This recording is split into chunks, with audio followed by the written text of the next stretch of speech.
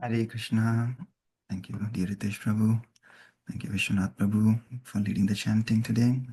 And thank you to Pavan Prabhu and Ritesh Prabhu yesterday, while most of us were not here or were delayed from Vrindavan. They both were enthusiastically on the call yesterday. When nobody posted, still they were there wholly and chanted until 6:30. So thank you for your sincerity and your determination. That was a true labor of love, like Prabhupada says. So, Hare Krishna. Thank you. Yeah, and feel free to post it in the group, Prabhu. If I know Vishwanath Prabhu is even the clock cannot beat Vishwanath Prabhu. At 4:30, he posts 99.99% every day, but 0.01% if he misses. Yeah, anybody who starts the call can post it in the WhatsApp group. Thank you. Prabhuji, Hare Krishna. Prabhuji, we went to the older post and that Zoom meeting was still working. So thank you, Yeah, Prabhuji. it will work. The link will work. Anybody can post it. So if you start the call, yeah, so that others can also join. Yeah. Thank you, Prabhu. Okay, so we'll start with our Mangalacharan and then followed by prayers and then Srila Prabhupada Lilamrit reading. Namo Vishnupadaya Krishnapishthaya Bhutale Srimate Bhaktivedanta Swaminate Namine Namaste Saraswati Deve Gauravani Pracharine Nirvishesha Shunyavadi Pashyata Deshitarine Jai Shri Krishna Chaitanya Prabhu Nityananda Shri Advaita Gadadhara Srivasadi Gaur Bhaktavrinda Hare Krishna Krishna Krishna Hare Hare Hare Rama Rama Rama Hare Hare Hare Krishna. Okay, so we will after Shravanam and Kirtana, we'll do some Vandanam by singing a Vaishnav bhajan. So last week on the most auspicious appearance day of Srimati Radharani, we sang Sri Radhikashtakam. So there is a couplet which is called Shuka Saristava. So the last Radhikashtakam was sung by a parrot called Sari, which is a female parrot. This one is called Sri Krishna Chandrashtakam, sung by the male parrot, Shuka. So both compiled by mercifully and given to us lovingly by Shri Krishnadas Kaviraj Goswami Maharaj. So I posted the link in the chat. Let me share the screen. Okay, so we'll sing this prayer this week. All right, okay. It's the same meter like we sang the other prayer. So Shri Krishna Chandrashtakam. Ambudanjanendra Nila Nindikanti Dambara Kumkumodyad Arka Vidyud Amshu Divyad Ambara Srimad Anga Charchitendu Pita Nakta Chandana Swangridasya Dostu Mesa Ballavendra Nandana Ganda Tandavati Panditanda Kundalash Chandra Padma Sanda Garva Khandanashya Mandala Vallavishu Vardhitatma Gudha Bhava Bandhana Swangridasya Dostu Mesa Ballavendra Nandana Nitya Navya Rupa Vesha Harda Keli Cheshdita Keli Narma Sarmadai Mitra Vrinda Veshdita Sviya Keli Kananamshu Nirjitendra Nandana Swangridasya Dostu Mesa Ballavendra Nandana Prema Hema Manditatma Bandhutabhinandita Shauni Lagna Bhala Loka Pala Pali Vandita Nityakala Shrishta Vipra Gauravali Vandana Swangridasya Dostu Mesa Pallavendra Nandana Deelayendra Kali Yoshna Kamsa Vatsa Ghartakas Tattadatma Keli Vrishdi Pushta Bhakta Chataka Virya Leelayatma Ghoshawasi Nandana Swangridasya Dostu Mesa Ballavendra Nandana कुञ्जरासकेलि सीधुराधिकादितोषणस् तत्तद् आत्मकेलि नर्म तत्तद् आलिपोषण प्रेमशीलकेलि कीर्ति विश्वचित्तनन्दन स्वाङ्घ्रिदास्य दोस्तु मे स बल्लवेन्द्रनन्दन रासखेलि दर्शितात्म शुद्ध भक्ति सत्पथ स्वीय चित्ररूप वेश मन्मथालि मन्मथ गोपिकाशु नेत्र कोण भाव वृंद गंदन स्वांग्रिदास्य दोस्तु मे सबल्लवेन्द्र नंदन पुष्पचाई राधिकाभि मर्षलब्धितर्षिता प्रेम वाम्य राम्य राधि कास्य दृष्टिहर्षिता राधिको रसीह लेप एष हरिचन्दन स्वाङ्घ्रिदास्य दोस्तु मे स पल्लवेन्द्रनन्दन अष्टकेन यस्त्वनेन राधिका सुवल्लभं संस्तवा संस्तवीति दर्शनेऽपि सिन्धुजादिदुर्लभं तं युनक्ति तुष्टचित्त एष घोषकानने राधिकाङ्गसङ्ग नन्दितात्मपादसेवने स्वाङ्घ्रिदास्य दोस्तु मे सबल्लवेन्द्रनन्दन स्वाङ्घ्रिदास्य दोस्तु मे स पल्लवेन्द्रनन्दन हरे कृष्ण कृष्ण कृष्ण हरे हरे हरे राम राम राम हरे हरे। श्री कृष्ण चंद्राष्टकम की जय। श्रील कृष्णदास कविराज गोस्वामी महाराज की जय। Jagadguru Srila Prabhupada ki jai. Okay, we will read the translation of this wonderful prayer. Anybody would like to read the translation? I can read, Prabhuji. Sorry. Hare Krishna, Minumata. Hare Krishna, thank you. Translation. His abundantly beautiful complexion belittles the splendor of combined rain clouds, black-eye cosmetics, and sapphires. His garments appear effulgent, like a rising sun tinted like kumkum, vermilion, powder enhanced by shining bolts of lightning. His perfectly formed limbs are anointed with sandalwood paste mixed with camphor and saffron. May Sri Krishna, the son of the king of the cowherd man, grant me the service of his own lotus feet.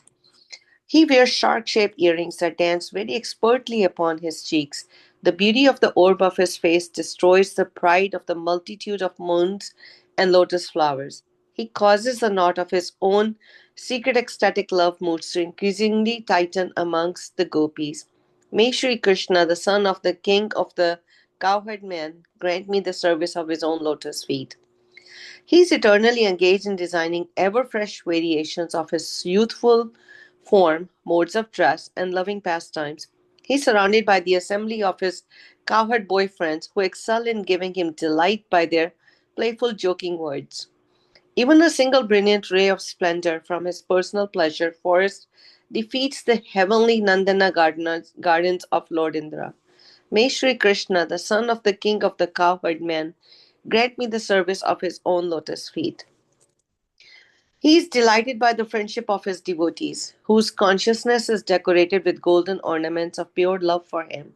He is praised by great demigods who protect various planets in the universe and offer who obeisances to him by touching their foreheads to the ground. He honors the Brahmanas with great reverence at specific times of the day. May Sri Krishna, the son of the king of the cowherd men, grant me the service of his own lotus feet. He easily removed the pride of Indra, as well as the violent anger of Kaliya, and he killed the demons like Kamsa and Vatasura. With the rainfall of these variegated pastimes, he nourishes the Chataka birds who are his devotees. By performing his pastimes of heroic nature, he delights the residents of his own cowherd community.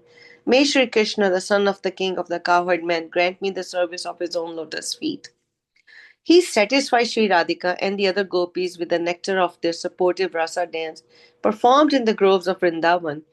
During the various intrigues of those amorous pastimes, he devises many playful jokes to sustain the assembly of gopis. He thus delights the minds of all people in the universe by the glory of his loving pastimes. May Sri Krishna, the son of the king of the cowherd men, grant me the service of his own lotus feet. By revealing his pastimes of passive rasa dance, he also shows the eternal path of his pure devotional service.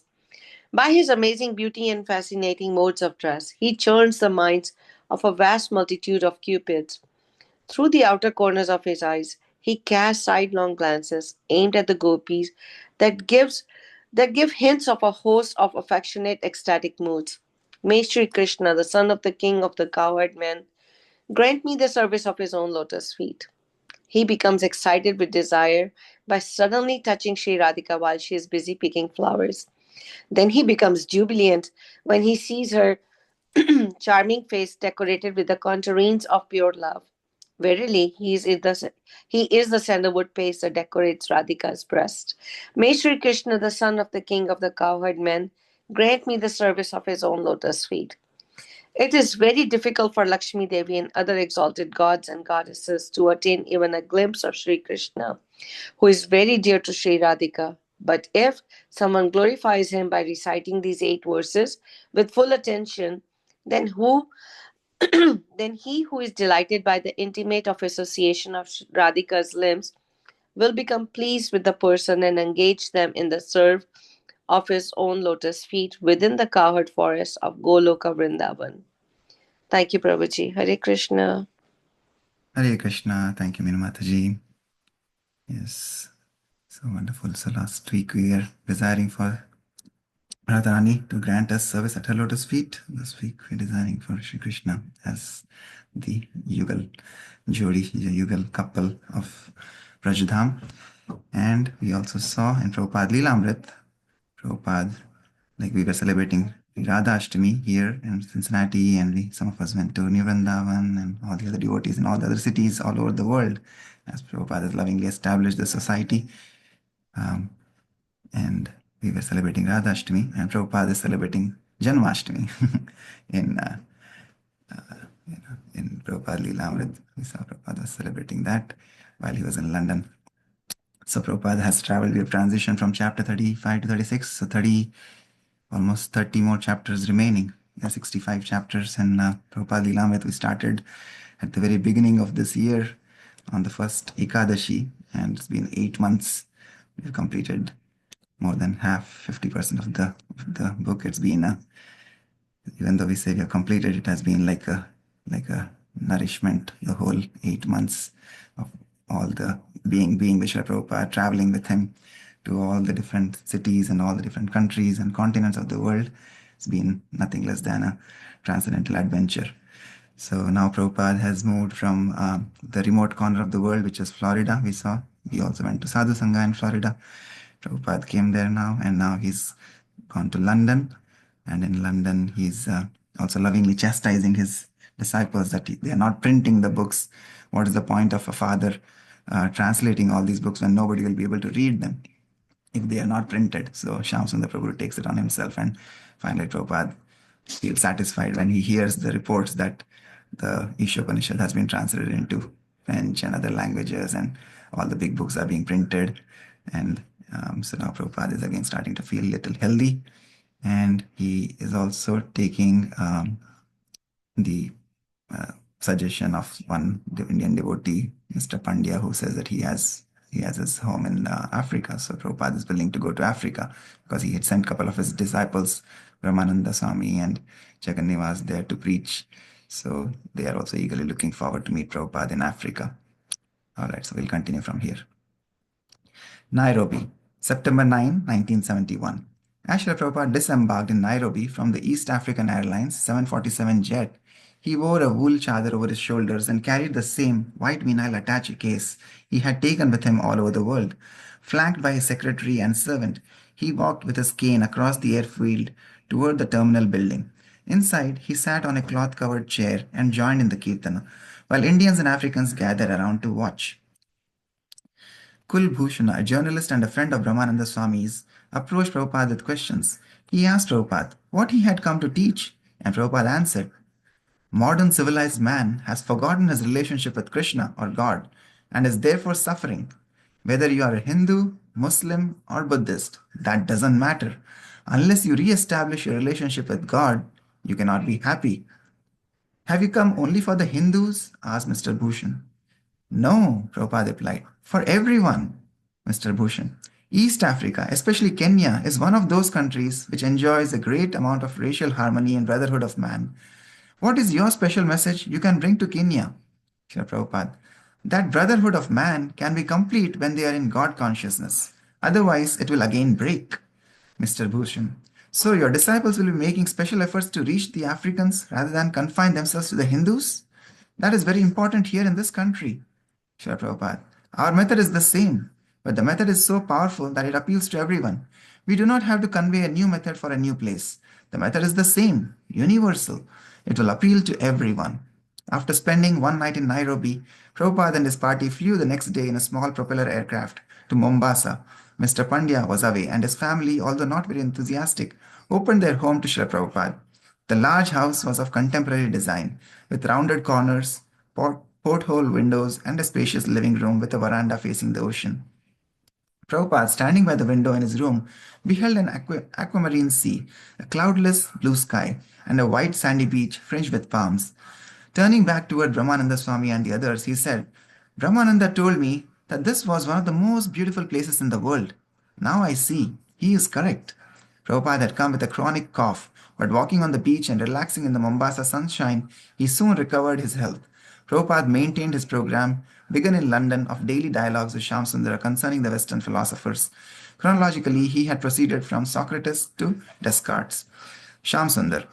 He's saying, I think, therefore I am. First of all, he has discovered that I am. This was his innate basis of truth. In his time, there was no real authority. Prabhupada.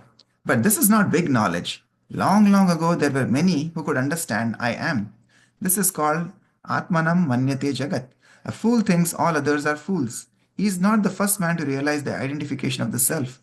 Krishna says, Aham, Aham evasam evagre. I existed in the beginning, and when everything is finished, I shall continue to exist.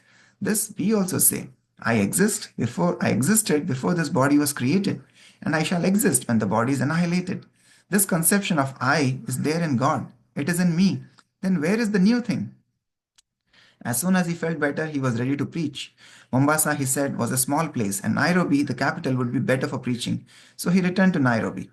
Nairobi, September 18, 1971. In Nairobi, Srila Prabhupada demonstrated how a sannyasi should preach. For 1 month, he strictly followed Vedic tradition by staying only 3 days or less in the home of each of his Indian hosts. Then, although his hosts always provided him good food and comfortable accommodations, he would move on to the next place. This was the rule for sannyasis, Prabhupada said. It kept them from becoming attached to the bodily comforts and from inconveniencing their hosts. For Srila Prabhupada to practice these rudimentary lessons of sannyas was of course unnecessary, for he was a Paramhamsa, a sannyasi in the highest order of Krishna consciousness. His body, mind, and words being totally engaged in Krishna's transcendental service, he was automatically detached from material comforts. Nevertheless, he followed the Vedic system just to instruct his disciples by his example. He was following the system of Madhukari, named for the bee, which takes only a little pollen from a flower and then goes on to the next. This system of brief visits also enabled Srila Prabhupada to involve more families in Krishna consciousness and to honor the abundance of invitations. Wherever Prabhupada went, he was undisputably the Guru, the venerable sadhu. Yet he would deal intimately with his hosts, developing friendships and behaving practically like an elder member of the family. His hosts would offer him the best room in their home, usually their own bedroom, and the lady of the house, along with her assistants, would cook elaborate meals. Prabhupada's natural Krishna conscious bearing was commanding, and his behavior was always aristocratic. Yet his hosts were charmed by his humility. Quickly, he was becoming the friend and Vaishnava guru of many families in Nairobi. Prabhupada's behavior in Nairobi was instructive for the few Western disciples who accompanied him. On one occasion, a Mr. Devaji Dhamji invited Prabhupada to bless the temple room in his home. Prabhupada entered, and Mr. Dhamji offered him a deerskin to sit on. We do not sit on deerskin, Prabhupada said. It is pure, but our Vaishnavas don't wear them or sit on them. That is for the yogis. Bhavananda. Mr. Dhamji invited Prabhupada to sit on a sofa, which had been covered by a clean white cloth. Prabhupada sat down and they bathed his feet. This was the first time I ever saw anyone bathe Prabhupada's feet. They bathed his feet with milk and then with water and rose petals. Then they put chandana on his feet, then red kumkum powder, rice powder, and jasmine flowers. His toes were red from kumkuma, and grains of rice and little white jasmine flowers just stayed on his feet. And then he gave a talk. I had never noticed the Guru's feet up until that time. That was the first time I realized that the feet of the Guru are special and they are astoundingly beautiful. Prabhupada wasn't satisfied preaching only to the Indians. He wanted to preach to the Africans. Indians and Africans were completely segregated, but since a Krishna conscious person does not make any distinctions based on the body, Prabhupada said the Indians had a duty to share their spiritual culture with the Africans. Prabhupada impressed on Brahmananda Swami that his first duty in Africa was to give Krishna consciousness to the Africans. Because of bad experience in Turkey and Pakistan, Brahmananda Swami had been reluctant to hold public kirtans in Nairobi. Besides, the Africans spoke mostly Swahili. They were culturally different and usually too poor to buy books. So Brahmananda Swami didn't know how to preach to them effectively. Going to the Indians had been easy and natural. But Prabhupada wanted the Africans. It is an African country, he said simply. They are the proprietors. We should be preaching to them. As with everything else in Krishna consciousness, Prabhupada demonstrated how to do this also. He got the use of a Radha Krishna temple in a predominantly African downtown area. The temple had a hall with doors opening onto the busy street, and Prabhupada instructed the devotees to hold kirtana in the hall, keeping the doors open. The devotees did as he asked, and in 5 minutes the hall began filling up with people. It was a shabby area of town, and the people who entered were illiterate and dirty, but they were curious, and they happily joined in the kirtan, smiling, clapping, and dancing. Brahmananda Swami left the hall and went to the nearby house where Prabhupada was staying. The place is filled with people, Brahmananda Swami said, but it is not necessary for you to come. We can carry on and do the program ourselves. No, Prabhupada said, I must go. Brahmananda Swami tried to discourage him. No, I must go, Prabhupada repeated. Are you going to take me? When Brahmananda Swami arrived at Srila Prabhupada, the hall was even more crowded than it had been a few minutes before. Prabhupada, in his silken saffron robes, appeared effulgent as he entered the dingy, poorly lit auditorium. As he walked, the crowd parted, leaving an aisle for him to pass among them, and they watched him curiously. On stage, Prabhupada led a kirtan and lectured. Although the Swahili-speaking audience was unable to understand Prabhupada's lecture, the people were respectful, and the kirtana they loved. Members of the Indian community had been apprehensive of Prabhupada's opening their hall to the Africans, and some of them had attended to see what would happen, observing Prabhupada's compassionate program. However, the Indians were impressed. Such an apparently simple program had the spiritual potency to erase cultural boundaries. This should be Brahmananda Swami's mission in Africa, Prabhupada insisted, offering Krishna consciousness to the Africans. And the program should be simple, distributing prasadam, distributing free books, and chanting Hare Krishna with drums and kartals. Krishna consciousness should not be just another Nairobi Hindu religious society. The Hindus should take part by donating money, but Brahmananda Swami's preaching and recruiting should be among the Africans. When several black American disciples joined Prabhupada in Nairobi, Prabhupada told them, 400 years ago, your ancestors were taken away from here as slaves. But just see how you have returned as masters. Prabhupada also organized Nairobi's first outdoor Kirtana performance. The devotees went to Kamakunji Park's largest tree, a historical landmark connected with Kenyan independence. As they stood chanting beneath the tree, a large crowd gathered and many began chanting. Some even danced in a sort of tribal shuffle. One young man stepped forward and offered to translate Brahmananda Swami's speech into Swahili. The devotees distributed sweet bundi, and the people in the crowd really enjoyed themselves. The whole affair was a great success. Rushing back to Prabhupada, Brahmananda Swami reported on the wonderful Kirtana in the park. Brahmananda felt the same emotion as in 1966 when he had reported to Prabhupada the success of the first Kirtana at Washington Square Park in New York City. Now, as then, Brahmananda Swami had followed Prabhupada's instructions, and the results had been successful.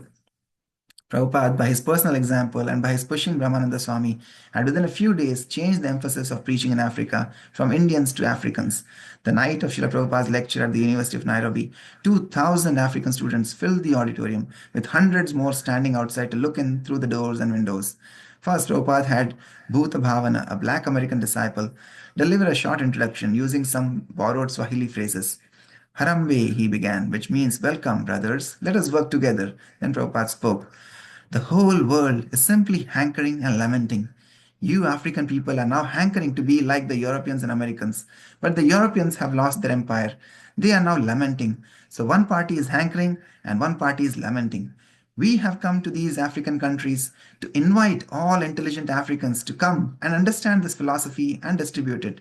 You are trying to develop yourselves, to so develop very soundly, but don't imitate the Americans and Europeans who are living like cats and dogs. Such civilization will not stand. The atom bomb is already there. As soon as the next war breaks out, all the skyscraper buildings and everything else will be finished. Try to understand from the real standpoint, the real view of human life. That is the Krishna consciousness movement. And we request you to come and try to understand this philosophy. Thank you very much. The audience burst into applause, giving Prabhupada a standing ovation. This response proved once again that Krishna's message spoke to the heart. It was for all the people, regardless of their political, geographic, or social predicament. When Prabhupada had first landed at the Nairobi airport, he had assured the reporter that he would be preaching to the Africans. And now he was. He was delivering to the Africans the same message and the same process of devotional service he had delivered to the Americans. What the Americans wanted and what the Africans wanted could be realized only in Krishna consciousness. Krishna consciousness would work anywhere if sincere and intelligent persons would only come forward and help distribute it. Prabhupada continued with outside speaking engagements. While appearing on the popular TV show Mambo Leo, Prabhupada displayed a painting of Lord Chaitanya dancing and chanting with his devotees. The interviewer asked Prabhupada why only Caucasians appeared to be in the picture. Well, there are many colors in India, Prabhupada replied. And who is the central figure here? The interviewer asked. This is Sri Chaitanya Mahaprabhu, Prabhupada replied. He is God. He cannot be God, the large, burly interviewer retorted. What do you mean he is God? This is a human being. But Prabhupada became even more aggressive than the interviewer. Why do you say he cannot come as a human being? Why God cannot come as a human being? In another of his many Nairobi lectures, Prabhupada stressed that peace was possible only on the spiritual platform. Krishna consciousness alone would unite the present factions. For instance, in Africa, the Indians may be satisfied with their own methods, but the Africans are not satisfied. So if one is satisfied in material life, then another is satisfied. And there will be So if one is dissatisfied in material life, then another is satisfied, and there will be disturbance. But if you come to Krishna conscious platform, if you engage yourself in the transcendental loving service of the Supreme Personality of Godhead, then your mind and soul will be fully satisfied. Prabhupada went on to explain his plans for helping Africans. We have come to Africa to educate the people, not only Indians or the Hindus, but also the native people, the local population. I am glad that our people are going to Sankirtan party in the streets as we go everywhere in London, in New York, and all the big cities of the world. We are trying to lead our Sankirtan parties through the streets, and the local African boys and girls and gentlemen are gathering. They are receiving this moment. So there is every possibility of spreading Krishna consciousness everywhere. This moment has come here. So I request that those who are present try to cooperate with the Krishna consciousness movement. And I'm sure that the African boys and girls will take part in it, as you have experienced. We have many African boys and girls as our students in America. So there is no difficulty. It is not that because one is very busy, therefore he cannot serve God, or that because one is poor or black or white, they cannot serve God. No, anyone who takes to the process of pure devotional service will never be checked. Prabhupada also asked his audience to help the devotees establish a center in Nairobi. Hare Krishna. Okay, we'll pause here. Yes, wonderful. So, yeah, nice memories of the first Sankirtan that happened, the first Sadhu Sangha. Like we did Sadhu Sangha in Florida this year. Prabhupada's first Sadhu Sangha Sankirtan in New York, Brahmananda Swami is remembering that, and they are doing the same, repeat, right? Rinse and repeat. It is the same process, like Prabhupada says, there's no difference. Like we were reading last week, the process, the philosophy, the prasadam, everything is simply wonderful. And anybody and everybody can take to it. Doesn't matter the color, caste, creed, nation, religion. There's no bar. Anybody can take up to the simple and sublime process given to us by Sri Chaitanya Mahaprabhu, and coming down in the parampara by the mercy of our acharyas. And we see it's having the same effect. Even though they don't understand the religion, they don't understand even the language of English, still just the kirtan is so potent and so purifying that everybody is feeling the spiritual purity of the kirtan that Prabhupada is leading and his disciples are leading, even in Africa. And of course, Prabhupada's health is also much better in warmer weather, warmer climates. So it is good that he's now in Africa and recovering from his sickness that he was experiencing in London. And yeah, we see again, like we celebrated the Labor Day yesterday, and the Labor Day in this world, in materialistic world, what are they doing? They're just eating, drinking, partying, enjoying, and then they come back home tired, and then they just take the whole day to relax and rest. recuperate. Here we see the true labor of love of the disciples of Srila Prabhupada. Just one instruction, they were traveling everywhere, just like Prabhupada did himself, teaching by his own example. We see Brahmananda Swami and his other devotee, Jagannivas Prabhu. They went to Pakistan, they went to Turkey, which are like Muslim dominated countries. And despite all the troubles, people were mocking them. They were physically abused. They were detained in jails, and still, so that is the true labor. When we celebrate Labor Day, this is the true labor of love that Srila Prabhupada's disciples were doing for their spiritual father as their intimate children. So that is the true essence of Labor Day celebration. So like that, thank you all for joining in this morning japa and reading. This is also a labor when we sit and we read together these wonderful pastimes of Srila Prabhupada and his disciples. Now we can take so much of inspiration. We say we need a drop of mercy, and this is where the mercy comes when we read Srila Prabhupada's books. It pleases Srila Prabhupada, and when it pleases Srila Prabhupada, it pleases our Guru Parampara. Everybody is pleased in the whole Parampara. So thank you again for joining today. Wonderful reading. Anybody else would like to share any thoughts, reflections, anything that you liked, loved from today's reading? Hare Krishna to... all right, I think I don't see Keshav Prabhu, he dropped, but yeah, it was good to see him on the call today. Yes, anybody else would like to share anything? All good, Prabhu. Sorry, say that again, Nalin Prabhu. No, all good. Okay. Thank you.